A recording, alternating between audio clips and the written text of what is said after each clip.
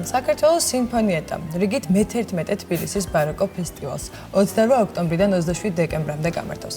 ფესტივალის მხარდაჭერები არიან საქართველოს კულტურის სამინისტრო, თბილისის მერია, იტალიის საელჩო და ფრანგული ინსტიტუტი. ერთი თვის განმავლობაში თბილისის სხვადასხვა საკონცერტო დარბაზში ჩატარდება 10 კონცერტი, სადაც ქართველი და უცხოელი ბაროკოს მუსიკის ოსტატები მონაწილეობენ. მათ შორის ანდრეას შორი, ჯულია ბოლკატო, ჰელსინკის ბაროკოს ორკესტრი და სხვები.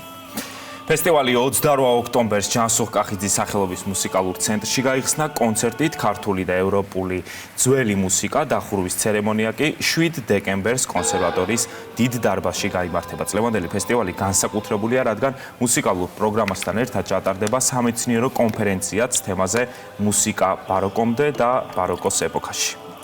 დრასაკვირველია. ძალიან ბევრი საინტერესო სურპრიზები გვაქვს ამ ფესტივალზე. ბევრი მიზნები, ახალი იდეები, რასაც ნელ-ნელა ყველა კონცერტზე ფაქტიურად რაღაც სიახლე ხდება. 12 ნოემბერზე ვიტყვი, რომ ჩვენთვის დაიწყება კლასიკური ერა. კლასიკური ინსტრუმენტებით დავიწყებთ ნელ-ნელა დაკვრას. შემოვაპარებთ, ასე ვთქვათ. მოცარტის ფორტეპიანო არის უკვე ჩვენთან.